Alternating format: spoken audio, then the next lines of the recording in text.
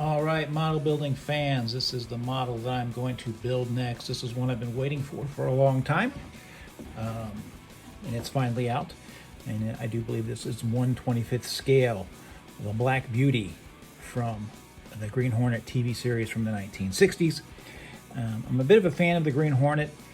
Very few people know that the Green Hornet actually started out as a radio show back in the 1930s, and it actually precedes Batman by a few years. So I always thought Batman was a direct kind of knockoff of the Green Hornet, because it's kind of the same kind of setup. You have a rich guy, he's got a supercar, got a sidekick, and goes out and solves crimes, and nobody knows who he is. The Green Hornet also is directly related to the Lone Ranger. So I always loved the Lone Ranger when I was a kid, and I always knew that the Green Hornet was an extended Lone Ranger type character. So I always thought that was really neat. And of course, the Lone Ranger had Silver, the white super horse, and of course, Britt Reed has the Black Beauty, the super car. So anyways, let's take a look at it. A lot of people think this car was initially built by Barris, but it was not. It was done by some other guy. So a lot of cars have been attributed to Barris, but they were not Barris cars. And this is one of them. Barris, of course, did famously do the original Batmobile and the Monstermobile, and of course the car from the Beverly Hillbillies. So let's take a look at this box first. What a terrific box. What great box art this is. It's just amazing. Look at that box art. I believe this is new mold. There was another Black Beauty car put out in the 60s and re-released by Playing Mantis, I believe. But it's a smaller scale, so this is the first one. I believe it's at this scale. I've never built the Black Beauty before, so I don't know what I'm going to do with it. I know I'm not going to do what I've been doing recently, which is weathering cars down and making them look rough. The Black Beauty needs to look pristine, so I'm going to do the best I can with it. This one does come with two figures that sit in it. It's got the Green Hornet and Kato. They did do a recent Black Beauty for the movie they made with a few years back with was it Seth Rogen. I couldn't get to that movie. I thought it was terrible. I thought it was a disservice to the character, and I found it unwatchable. If you liked it, that's groovy. I did not like it. I'm from a different era, and I expected more from the Green Hornet because I think the character can be as great as Batman, but nobody seems to want to make that movie. They want to make something silly, so that's what they made. So let's see. TV series didn't last very long because it didn't really have the same appeal as the Batman TV series, which was more of a campy kind of thing. And of course, the Green Hornet really wasn't campy. And of course, they can't really make that movie today because you can't have,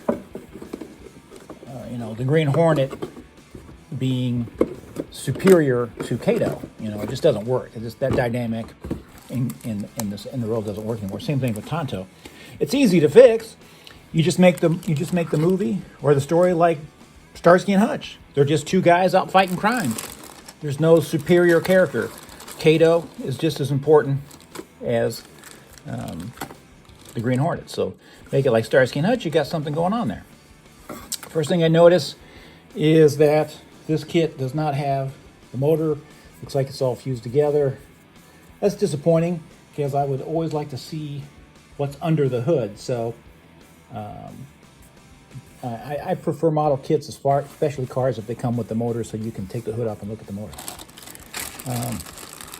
It's all molded in black. The whole thing's going to be in the paint job on this one. I will probably paint this so it'll be shinier. But look at that. That's a great molding of the body. Doesn't look like it's going to be hard to put together, but the key is going to be in displaying the little gadgets. So when this is done, I will be displaying the gadgets, which you can see here on the box. They have them exposed. You got the missiles and you got the green lights. On the back, it has a very, I think it's like a, radar and all kinds of different stuff. that I want to make sure you can see it. I think it's going to be a terrific build when it's done. So, you know, the inside, you can see where here you can have the dashboard open with the phone and all that stuff. I'm going to have all that stuff open so you can see it. So it's going to be interesting to put together. It's going to be all black for the most part, which is very interesting. So I'm looking forward to that. So I really wish they'd do the Green Hornet right, make a good movie about it. I don't ever expect they will. Though you could do a really good version of it. You wouldn't have to spend a lot of money and have a pretty good movie about the Green Hornet. But they'll probably want to make something silly. And I don't think anybody wants to see that. So let's see what I can do with the Black Beauty.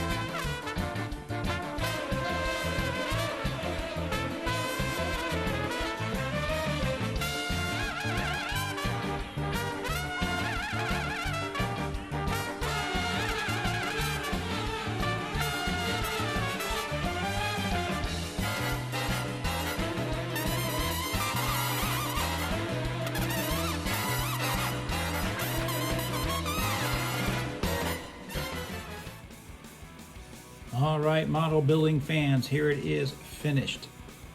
The Green Hornets, the Black Beauty from the 1960s TV show of the same name. This car is actually a 1966 Plymouth Imperial Crown sedan, and it's been customized. The biggest part that was customized is here on the front. The front here.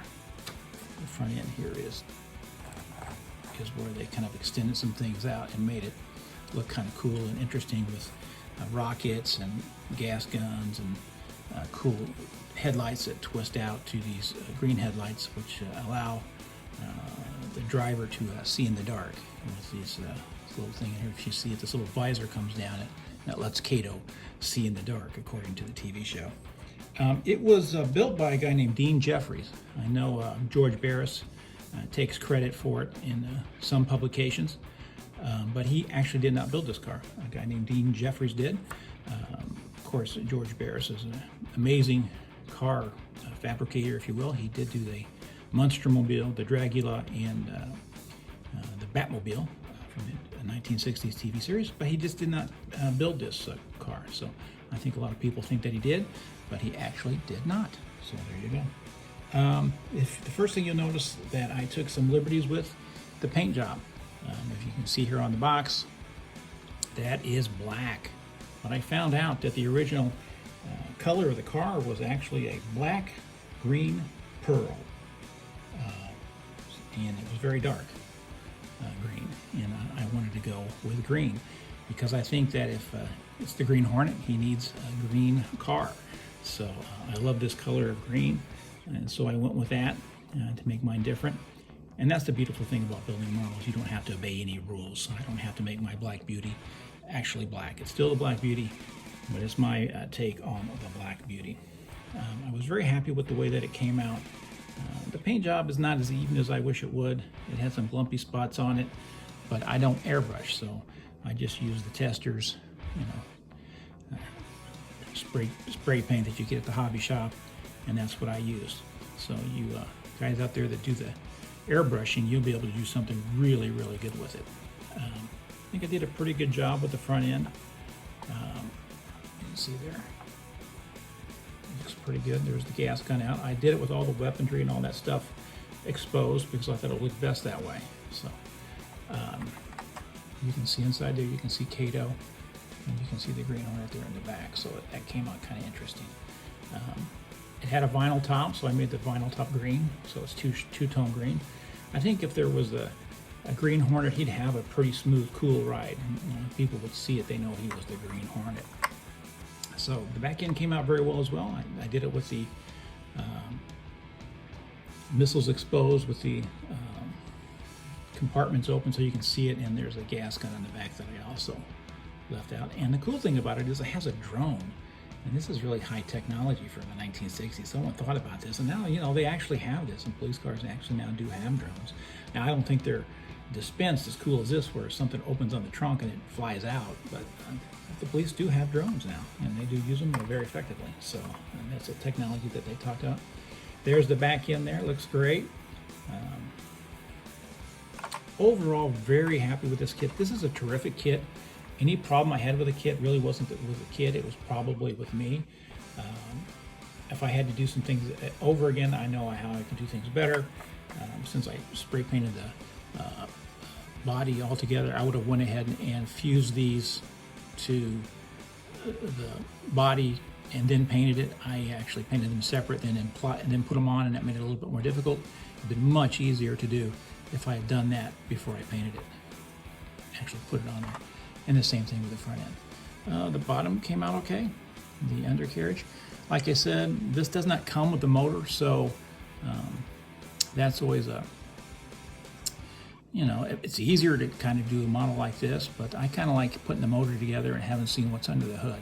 There are some nice die-cast versions of this car. It's very expensive, where you can see the motor, but it was just the stock engine, whatever came with this car in the 60s. So I'm very happy with this kit. I recommend it for anybody who's interested in the hobby. Kids, it goes together very easily. You can build it right out of the box. It's already black. Outside of the spray I used, which was Testers, and I think some Rust-Oleum for the top. You could, you know, outside of painting the figures, you could do that with the acrylics. Those are easy to use and no mess. So it's just a great little kit. It's new. On the back here, those things hanging down there by the wheels, those are retractable brooms, so that the Green Hornet could he could hide his tracks. I don't know how effective that would be, but it's still a cool function to have. So there you go. That's my take on the Black Beauty, the Green Hornet. There's all kinds of resources out there about the Green Hornet. I didn't look a lot of it up because I decided pretty quick that I was going to do my own thing. You know, the interior, instead of being all black, I made the seats the same color as the vinyl top. So I wanted to go with the green color to kind of emphasize the Green Hornet. So just a wonderful kit, a lot of fun to put together, and just a great addition. And of course, for you master model builders out there, there's all kinds of opportunities for customization. So there you go. So Mr. Dean Jeffries, you really put something together that's really special. And there were two cars from the series. There was the hero car and another car for touring and stuff. So it's just a rare car in general, because there just wasn't very many of it. And the TV series didn't last but one season. I think it's less than 30 episodes. So it's just something special that it made a mark on people's minds because they still remember it. So I never watched the Green Hornet TV series, but I remember this car. So of course, remember, like I mentioned before, Britt Reed is kind of like, he is the great nephew or something of the Lone Ranger. So started out on radio before Batman. So before you had the Batmobile, you had a supercar, which of course was the Black Beauty. So there you go. Enjoy. As always, model building is forever. Let's get some young people involved in this hobby so we can get some more cool kits like the Black Beauty.